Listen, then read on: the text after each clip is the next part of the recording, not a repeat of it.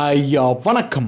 ബംഗാളിൽ ഒരു കലക്കിക്കൊണ്ടിരിക്കുകയാണ് സുവേന്ദു അധികാരി എന്ന് പറയുന്ന ബംഗാളിൻ്റെ BJPയുടെ പുതിയ പ്രധാനമന്ത്രി എന്ന് പറയുന്നത്. സുവേന്ദു അധികാരി അവിടെ അധികാരമേറ്റതിനു ശേഷം അവിടെ നടത്തിയ ഏറ്റവും വലിയ നടപടി എന്ന് പറയുന്നത് ചിക്കൻ നെക്ക് സംരക്ഷിക്കാനായി 125 ഏക്കറോളം ഭൂമി അത് BSFനെ അങ്ങേരെ ഏൽപ്പിച്ചു എന്നുള്ളതാണ്.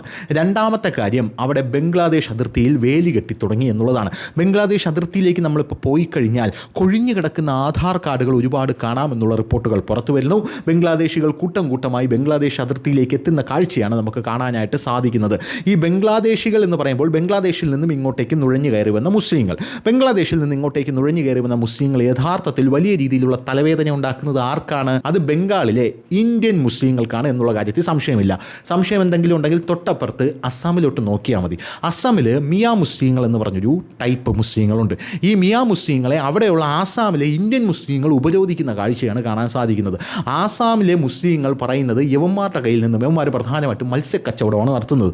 ഈ മത്സ്യക്കച്ചവടത്തിൽ യവന്മാരുടെ കയ്യിൽ നിന്നും ഒരു മത്സ്യം പോലും ആസാമി ജനങ്ങൾ മേടിക്കരുത് എന്നാണ് അവർ പറഞ്ഞുകൊണ്ടിരിക്കുന്നത്. അതായത് അവിടെ നിന്ന് നുഴഞ്ഞു കയറി യവന്മാർ ഇങ്ങോട്ടേക്ക് വരുമ്പോൾ ഇവിടെയുള്ള യഥാർത്ഥ മുസ്ലിങ്ങളുടെ അവകാശങ്ങൾ വേർതിരിച്ച് അവന്മാർക്ക് കൂടെ കൊടുക്കേണ്ടി വരും എന്നുള്ളത് സാമാന്യമായിട്ടുള്ള ലോജിക്കാണിത്. എന്തായാലും അതൊക്കെ അവിടെ നിൽക്കട്ടെ. നമ്മുടെ നാട്ടിൽ ഇപ്പോൾ വലിയൊരു മൂവ്മെൻറ്റ് ബംഗാളിൽ നിന്ന് തുടങ്ങിയിട്ടുണ്ട്. ആ ബംഗാളിൽ നിന്ന് തുടങ്ങിയിരിക്കുന്ന മൂവ്മെൻറ്റ് വേറൊന്നുമല്ല. നിനക്ക് കേൾക്കാനാണ് ഈ പറയുന്നത് കേട്ടോ. അതായത് ഈ സുഡാപ്പികൾ നിരന്തരം പറയുന്നൊരു കാര്യമുണ്ട്. പശു മാതാവാണെങ്കിൽ കാളയവൻ്റെ അച്ഛനാണോ എന്നവന്മാർ ചോദിക്കുന്ന ഒരു കാര്യമുണ്ട്. അപ്പോൾ പന്നി കഴിക്കരുതെന്ന് പറഞ്ഞിട്ടുണ്ട്, അതുകൊണ്ട് നമ്മൾ കഴിക്കില്ല. എവിടെ പറഞ്ഞു? ഞങ്ങളുടെ കിതാബിൽ പറഞ്ഞിട്ടുണ്ട് എന്ന് പറഞ്ഞതുകൊണ്ട് ഇവന്മാർ കഴിക്കത്തില്ല. അതായത് സ്വന്തം കിതാബിൽ ഒരു കാര്യം കഴിക്കരുതെന്ന് പറയുമ്പോൾ അത് ഞങ്ങളുടെ ആചാരമാണ് എന്ന് പറഞ്ഞ് ഇവന്മാർ കഴിക്കാതിരിക്കും.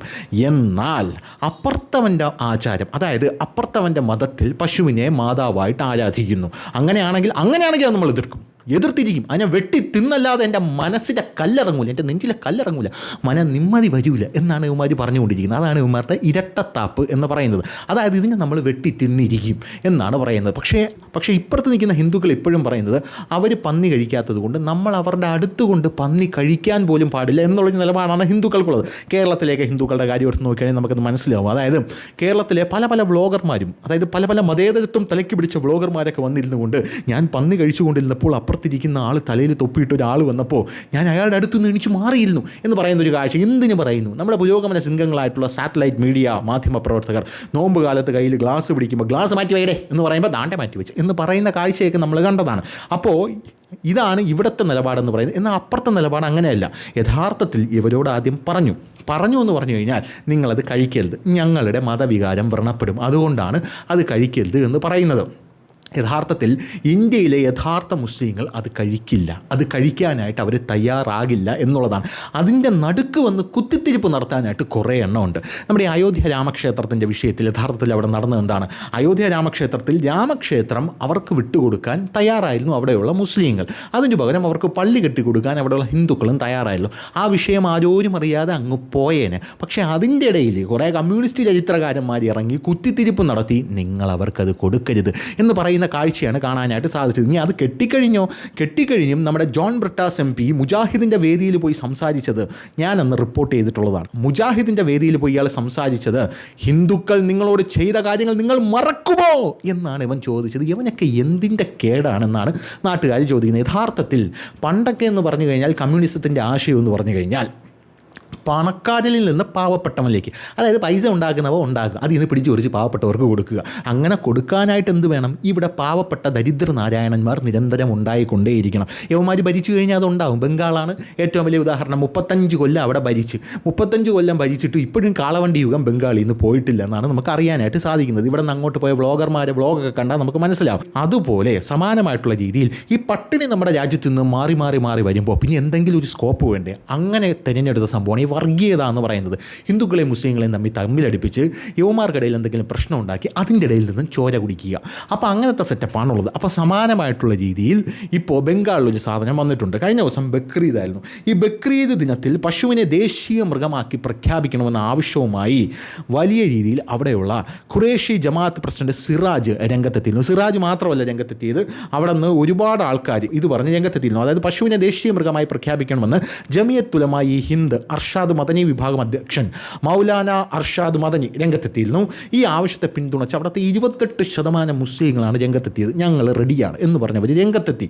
രാജ്യത്ത് ഗോഹത്യയുടെ പേരിൽ നടക്കുന്ന ഒരുവിധ സംഘർഷങ്ങളൊക്കെ ഇതിലൂടെ നമുക്ക് തീർക്കാനായിട്ട് സാധിക്കും. അതിന് നമ്മൾ മുൻകൈ എടുക്കണം എന്ന് പറഞ്ഞുകൊണ്ടാണ് ഇവർ രംഗത്തെത്തിയിരിക്കുന്നത്. അതായത് നമ്മളതിന് മുൻകൈ എടുക്കണം എന്നിവർ പറഞ്ഞ് രംഗത്തെത്തി. അത് നല്ലൊരു മൂവ്മെൻ്റ് ആയിരുന്നു. 28% മുസ്ലിങ്ങൾ അത് അക്സെപ്റ്റ് ചെയ്തു. ആ മുസ്ലിം സംഘടനകൾ അവിടെ കൃത്യമായിട്ട് വന്നിട്ട് പറഞ്ഞു, ഇല്ല, ഗോഹത്യ നടത്തില്ല, ബക്രീദിന് അതായത് പശുവിനെ അറക്കില്ല, നിങ്ങൾ വേറെ മൂരിയെയോ ആടിനെയോ കോഴിയെയോ എന്തിനു വേണോ അടുത്തോ, പക്ഷേ പശുവിനെ ഞങ്ങൾ അറക്കില്ല എന്ന് പറഞ്ഞ് അവർ രംഗത്തെത്തുന്ന കാഴ്ച നമുക്ക് കാണാനായിട്ട് സാധിച്ചു. പക്ഷേ കേരളത്തിലെ മാധ്യമങ്ങൾ ഇതിനെ നല്ല ഭംഗിയായിട്ട് വളച്ചൊടിച്ച് കൊടുത്ത വാർത്തയെന്ന് പറഞ്ഞു കഴിഞ്ഞാൽ യഥാർത്ഥത്തിൽ ഇത് BJP കിട്ടുള്ള ഒരു പണിയാണ് അവിടെയുള്ള മുസ്ലിങ്ങൾ കൊടുത്തത്. അതെങ്ങനെയാണെന്ന് ചോദിച്ചു കഴിഞ്ഞാൽ അവിടെ ഭൂരിഭാഗം ഈ കാറ്റിൽ ഫാമേഴ്സും അല്ലെങ്കിൽ കച്ചവടക്കാരും എന്ന് പറയുന്നത്, ഈ പശുവിനെ അറുക്കാൻ കൊടുക്കുന്ന ആൾക്കാരെന്ന് പറയുന്നത് ഹിന്ദുക്കളാണ്. ആ ഹിന്ദുക്കൾ ഇനി കഷ്ടപ്പെടും, അവർ BJPക്കെതിരെ തിരിയും എന്ന് പറഞ്ഞുകൊണ്ടാണ് ഇവർ രംഗത്തെത്തിയത്. ഓക്കെ, അതവിടെ നിൽക്കട്ടെ. അങ്ങനത്തെ സാഹചര്യത്തിൽ ബക്രീദിൻ്റെ അന്ന് അതായത് ന്യൂഡൽഹിയിൽ നമാസൊക്കെ കഴിഞ്ഞ് സെൻട്രൽ വിസ്റ്റയുടെ തൊട്ടപ്പുറത്തെ സ്ഥലത്ത് ഇവർ ഒരു പ്രകടനം നടത്തിയിട്ടുണ്ട്. പ്രകടനം എന്ന് പറഞ്ഞാൽ നെഗറ്റീവായിട്ടല്ല, പോസിറ്റീവായിട്ടാണ്. അതിൻ്റെ ദൃശ്യങ്ങൾ ഞാൻ കാണിച്ചു തരാം.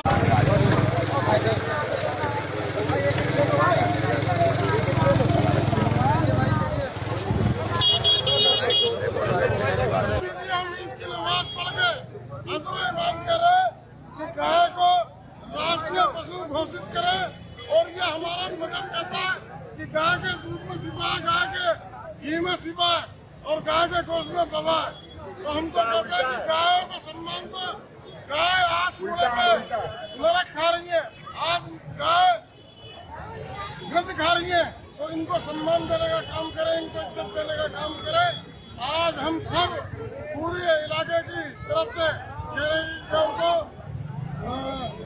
सम्मान देने का काम करें और इस पशु को राष्ट्रीय घोषित बनाने का काम करें। जय हिंद, जय भारत।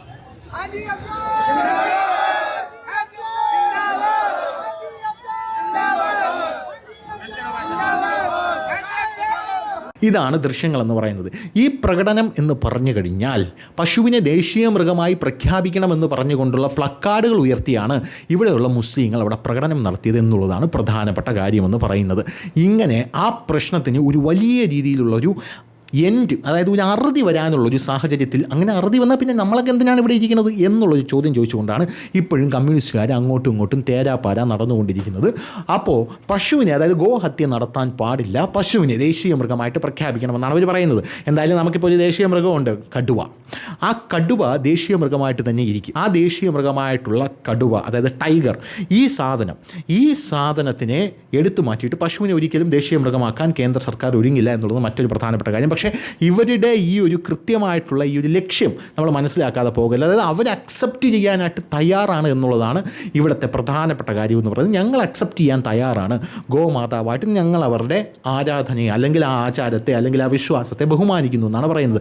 ഇവിടെയുള്ള കേരളത്തിലെ സുഡാപ്പികൾക്ക് മാത്രമാണ് ഇനി ക്രിമിയടി മാറാത്തത് എന്നുള്ളത് വേറൊരു കാര്യമെന്ന് പറയുന്നത്. അപ്പോൾ ശരി.